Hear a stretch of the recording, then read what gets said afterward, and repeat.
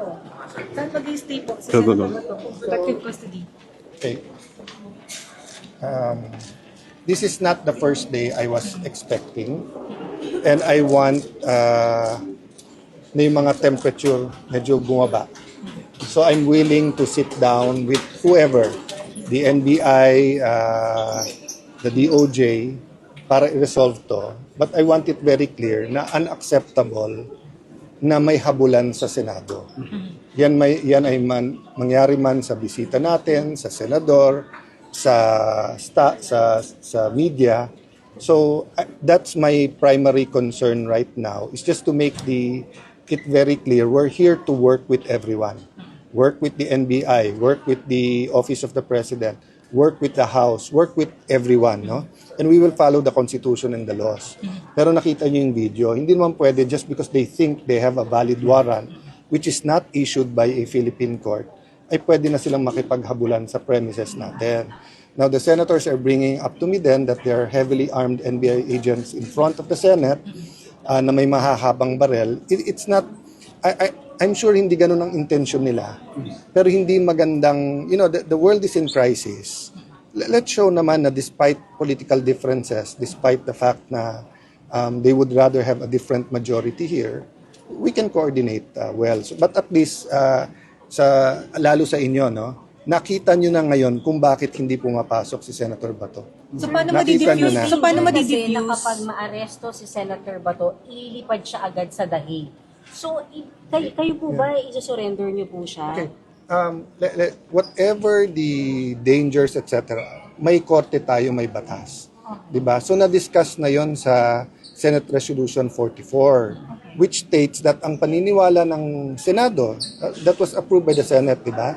That kung meron foreign warrant of arrest, they have to bring it before a Philippine judge. Yung Philippine judge ang mag-issue.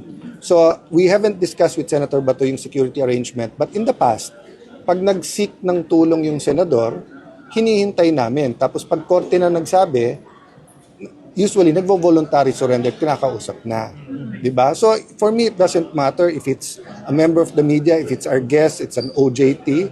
Pag they're here to protect their rights, tutulungan ng Senado. So we don't want to violate any laws. Kaya nga, yung ina-advise ko sa NBI, makipag-usap ng maayos. Hindi yung sasabihin nila na dahil may warrant sila, pwede na nilang gawin yung gusto nila. So gusto ko pumasok. Isang follow-up lang. Kapag nakipag-usap ng maayos, pwedeng ibigay, i-serve kay Senator Bato yung warrant, sir, ICC warrant, papayagan. They can give it to his office.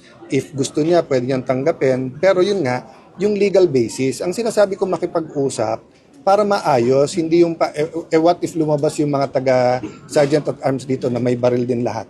Gobyerno tayo, laban sa gobyerno. O kung habulin ko rin silang pabalik. So ang point ko lang, we can disagree, but do it temperately and do it, then paliwanagan tayo kung anong tama. Ngayon, if we don't agree, who decides? Korte. Pag korte na naman nagsabi, susunod tayo. Isi-serve lang, pero hindi aarestuhin. That's clear. Yes. Hindi kayo papayag na maaresto sa Senator Bato. Well, hindi namin nakikita eh. So kung may warrant of arrest sila galing sa Philippine court, di pag-aaralan namin yun. If it's in order, then we will even convince him that this is a Philippine court. At sinabi na nung asawa niya sa akin long ago, may assurance lang that the Philippine courts will take cognizance of the case. Hindi pa nga assurance na kakampihan sila, papasok si Senator Bato. But yun ang point ko lang. All this time, gusto niyang pumasok. But totoo pala yung threat na ayaw siyang pabotohin. Diba? So, SP, I have so to go back and situation, start. ang situation ngayon kasi, nandito ang NBI sa loob. Yes. At nandun din sa labas, so paano we'll finish the session. Then kung gusto nila makipag-usap, makikipag-usap kami. Diba? There's too many problems to create another problem. Meantime, Senator Bato is under protective custody na. So, But I still ask him whether he wants to go home, whether he wants to attend. That's why nga ang motion ni Senator Marcoleta napayagan siya through Zoom or any teleconferencing. Para lang may options din siya. papayagan nyo yun, sir? Well, given what happened today, di ba kasi nung COVID, pare-pareho tayo ng sitwasyon at hindi pwedeng puno-puno. So, pinayagan natin. Sa rules, pag force majeure or national emergency, pwede rin. Pero ngayon, pinipigilan ng isang miyembro paano mag-attend eh. Di ba? So, there's only 24 of us.